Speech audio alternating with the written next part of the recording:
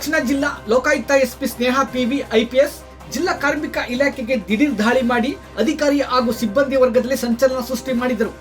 ದಿಢೀರ್ ದಾಳಿ ಮಾಡಿದ ಸಂದರ್ಭದಲ್ಲಿ ಹಾಜರಾತಿ ಪುಸ್ತಕ, ಕರ್ತವ್ಯ ಹಂಚಿಕೆ ಕಡತ, ಚಲನವಹಿ, ನಗದು ಪೋಷಣಾವಹಿ ಹಲವಾರು ದಾಖಲೆಗಳನ್ನು ಖುದ್ದಾಗಿ ಪರಿಶೀಲನೆ ಮಾಡಿದರು.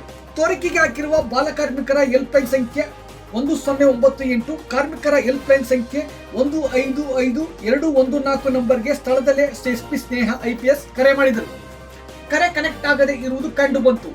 ಭವ್ಯ ಭಾರತದ ಸಂವಿಧಾನ ಶಿಲ್ಪಿ ಬಾಬಾ ಸಾಹೇಬ ಡಾಕ್ಟರ್ ಬಿ ಆರ್ ಅಂಬೇಡ್ಕರ್ ಸಂಚಾರಿ ಕಾರ್ಮಿಕ ಸೇವಾ ಕೇಂದ್ರದ ವಾಹನ ಬಗ್ಗೆ ಹಾಗೂ ಅದಕ್ಕೆ ಸಂಬಂಧಪಟ್ಟ ಅಧಿಕಾರಿಗಳ ಕರ್ತವ್ಯದ ಬಗ್ಗೆ ವಿಚಾರಿಸಿದಾಗ ಅಧಿಕಾರಿ ಶ್ರೀಕಾಂತ್ ನಾಯ್ಕ, ಕಿರಣ್ ಕುಮಾರ್ ತಬ್ಬಿಬ್ಬಾಗಿ ಅಲಭ್ಯ ಮಾಹಿತಿ ನೀಡಿದರು.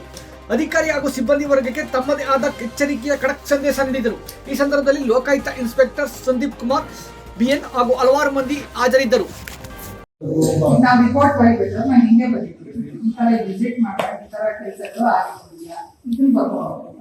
ನಮ್ಗೆ ಇನ್ನೇನಿಲ್ಲ, ನಿಮ್ದು ಕ್ಯಾಶ್ ರಿಜಿಸ್ಟರ್ ಇದೆ, ಮತ್ತೆ ಪ್ರಾಡಕ್ಟ್ ಕೆಲಸ ಮಾಡ್ತಿಲ್ಲ ಅಂತ, ಮತ್ತೆ ನಿಮಗೆ ಯಾವ್ದಾದ್ರು ಪೆಂಡೆನ್ಸಿ ಇದೆಯಾ ಅಂತಂದ್ರೆ ಪೆಂಡೆನ್ಸಿ ಇಲ್ಲ, ನೋ ಪೆಂಡೆನ್ಸಿ. ಬಟ್ ನೀವೇನ್ ಮಾಡ್ಬೇಕಾದ್ರೆ ಹುಡುಕ್ಬೇಕು. ಈಗ ಅವರೇ ಹೇಳೋದು ಮಾರ್ಕೇಶ್ವರಿಗೆ ಹೋಗ್ಬೇಕು, ಹೋಟೆಲ್ಸಿಗೆ ಹೋಗ್ಬೇಕು, PSI ನನ್ನ ಕೆಲಸ ಕೊಡಕ್ಕಾಗಿಲ್ಲ. ಈಗ PF ESI ಕಟ್ತಾ ಇಲ್ಲ ಅಂತ ಹೇಳ್ತಾರೆ. ಯಾಕೆ ಚೆಕ್ ಮಾಡಿ ಸರ್? ಏನಾಗುತ್ತೆ ಅಂದ್ರೆ ಸರ್, ESI PF ಕಟ್ಟಿಲ್ಲ ಅಂದ್ರೆ ನಾವು ಕನ್ಸರ್ನ್ ಡಿಪಾರ್ಟ್ಮೆಂಟ್ ಗಮನ ತರಬಹುದು. ಇಂತ ಎಷ್ಟು ಕಟ್ಟಿಲ್ಲ ಅಂದ್ಬಿಟ್ಟು ನೀವು ಇದುವರೆಗೆ ತಂದಿದ್ದೀರಾ ಸರ್? ಕಟ್ಟಿಲ್ಲ ಅಂತ ನಾವು ನಿಮ್ಮ ಡಿಸ್ಟ್ರಿಕ್ಟ್ ಅಲ್ಲಿ ಎಷ್ಟು ಚೆಕ್ ಮಾಡಿ ಎಷ್ಟು ಬರ್ತಿದ್ದೀರಾ ಸರ್? ಒಂದರ ತೋರಿಸ್ಬೇಕಾ?